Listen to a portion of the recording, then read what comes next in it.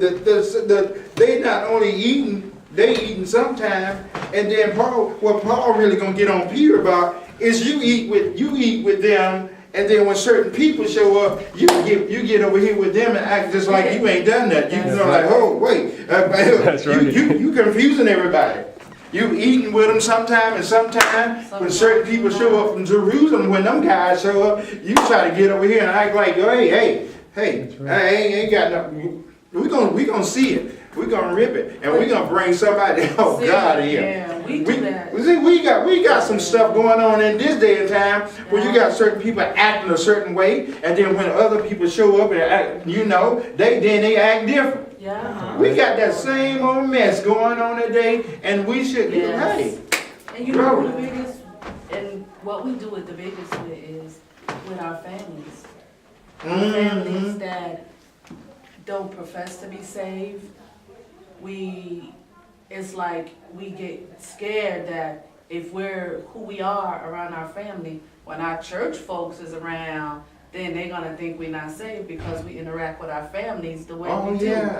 Why? You interact the way with your families the way you should interact, and you should be able to carry that across to the people that you worship with. It shouldn't be but that is the biggest culprit is when we interact with our family that's not saved.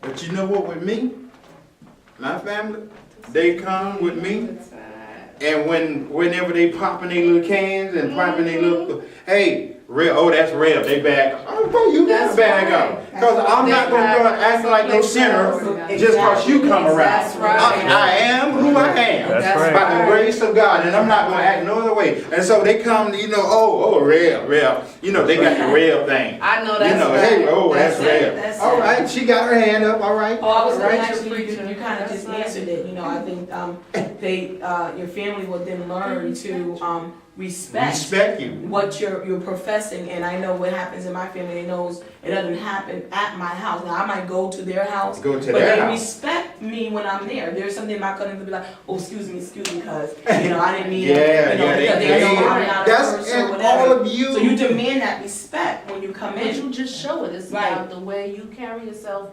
around your family. Right. And that you're walking in the newness of Christ. Exactly. And Deacon Mark got his hand up, all right? But it's not only that, it's sometimes I think it's your families watch you more closely to see if you're gonna be a hypocrite about what you're the walking Bible. That's right, because they're watching you, and if you are gonna be a hypocrite to them, it's really, I don't know.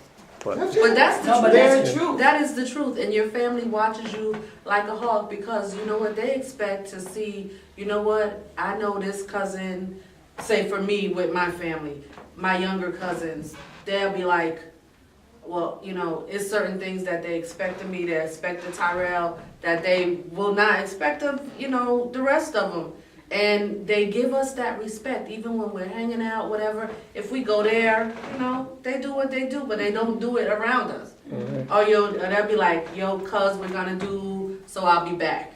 I know I'll be back, whatever. Mm-hmm. And it's the point of you, as Siobhan said, demanding the respect, but you know what? Your life demands the respect. It's not like you gotta open your mouth to do it. And as long as we continue to grow, especially when you're growing, when you first, especially if they see the change, when you say, I'm not doing that anymore, my life, I really started going back to church and I really accepted Christ. And when your life begins to change, and they're the first one to say, wow, like with my aunt, did you see mommy? Ev, did you see what's going on with mommy? I'm like, I see her all the time, but y'all the one surprised. And this is with her own kids, and they're like, wow. But, and that's how it's supposed to be. And they know that you're still going to make mistakes, that things are still going to happen as you walk, but the change is what they see, and it's like, wow. And I think what age group you're in and what age group you're dealing with within your family, I think, again, and as far as me and my family goes, I have a lot of younger, I'm the oldest. And so with that, let them know that, being a Christian is not boring. Being a Christian is not lame. And, it's something that you can be fun. God do not want you to be boring and just be like, just this monk on this little think that you just can't do anything. I think you could be exciting. You know, I get in there, my kids, you know, they dance. I want to know the newest thing out. Show me, I want to know. You know, it's just having fun. I don't think, and not taking it out of context, you know. And so I think that's where that line is drawn, where you can still do it, you just put it in perspective and have fun with them, because if they think that you're going to come, like, I don't want to give that, I don't want to live that life. Come on now, you're just a nun, you're just sitting there, you don't want to do nothing. Hey, you know, gotta it's not even remember, that. I remember, you know, when we were kids, and certain things I did as a kid, you know, certain things, you know, hey, I enjoyed, you know, I put my little Jackson 5 on them little records. We got out in the yard and kicked the dust up, and you know, that's just part of growing up. I mean, good music, good You know, that's just part of growing up. And so when you see the little kid, you gotta let a kid be a kid. Exactly. And when they get to that certain age, they'll begin to transition Right. to a more serious. Exactly. But you gotta let a kid be a kid. Amen. You gotta let a kid. All right, I gotta jump now. I gotta jump with y'all. Let's jump. I'm jumping to 13. And the other Jews dissembled likewise. Look at what they doing. They seeing Peter do this mess. So look, see, when you do something, you gotta know you got other people watching. You gonna bring weaker people behind you when you do something stupid.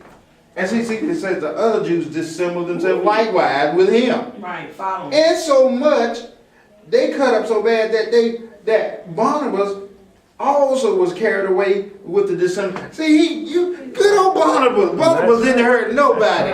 But they got Barnabas. They pulling Barnabas into their mess, and he never did. Right. And you got an innocent little Christian.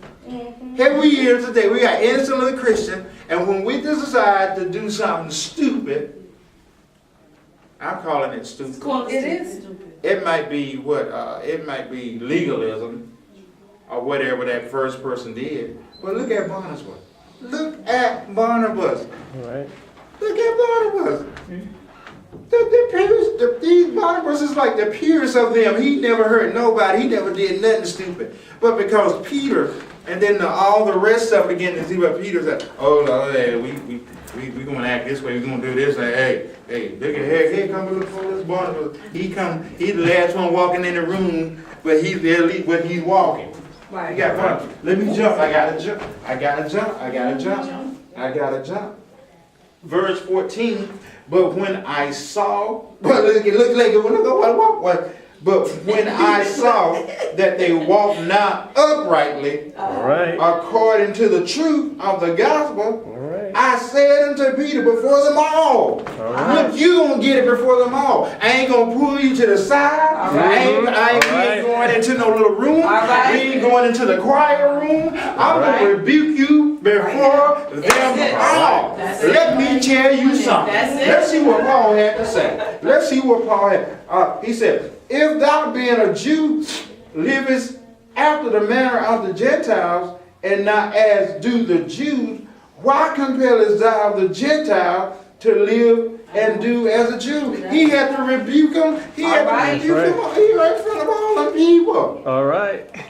Amen. And sometimes that can be a little something. Uncomfortable. Yeah. When you got another leader, Yeah. and then you got the crowd all around. Exactly. All right. And you know how we are today. At least you could have pulled me to the side. Exactly. You didn't have to say what you say in front of all them people now. Right. This is a situation I got to rebuke. But Paul said, look,